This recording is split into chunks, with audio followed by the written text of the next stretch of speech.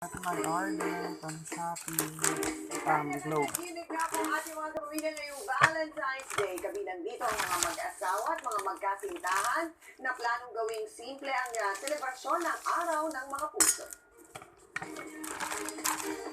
Napaka-importante lalo na. Kasi doon kayo upod ng lakas eh.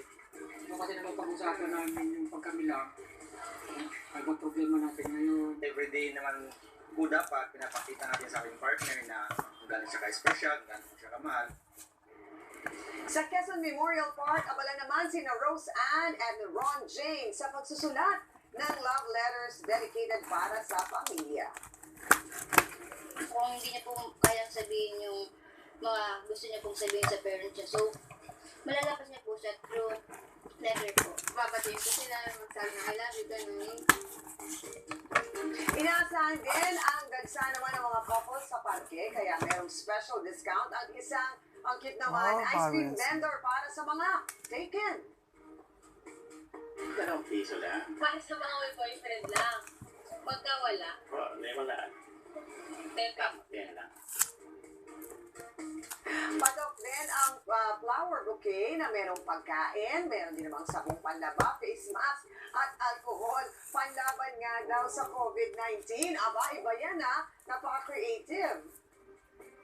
Kapatan sa sardinas, may boyfriend ka na, may hula mo pa pa. Yung mga talong, alam mo naman yung mga tao, pag nakita ng mahaba, iba na ang nasa isip. Kaya ngayon yung mga face mask, di ba? Kung anong gusto nila, punta lang sila dito, hanggat kaya namin gawin.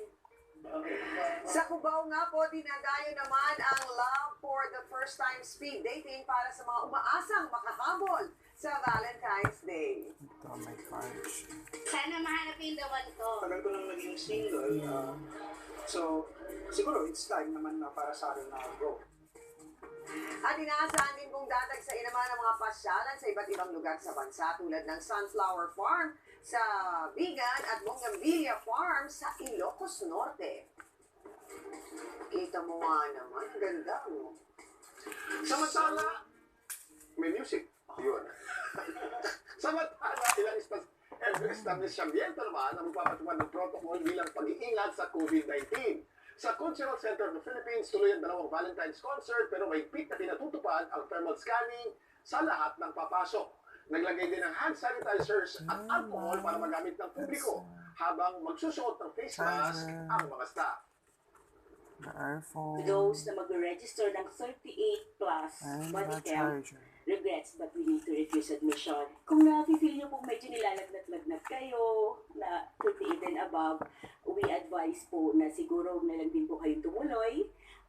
Ipaghamit na lang yung ticket sa iba para hindi na rin po kayo ma-disappoint. Sa ilang restaurant, pinaghahandaan na rin ang dagsa na magde-date ngayong Valentine's Day. We are using disinfectant do sa panlinis ng mga table, ng mga utensils.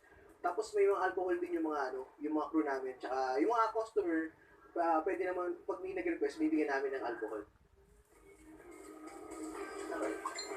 Meron akong librong nabasa ng college ko kay Gabriel Garcia Marquez. Love in the Time of Cholera. Title. Okay. Ano yan panahon ng cholera at namamatay ang tao because of the plague, pero ang pag-ibig nagtuloy. Tuloy. Parang Valentine's Day. Yes. Love in the time of COVID-19. Oo. Kailangan mag-ingat lang tayo. Yeah, Pero tuloy pa rin. life and love goes on despite everything. Yes, I agree. 10:15 ang oras na po mga kasakto. Simulan natin ang ating saktong kwentuhan. About their party, then why not give it a try, diba? So kung mag-workout, then so be it. Kung hindi naman, at least give the best. Give the best. So,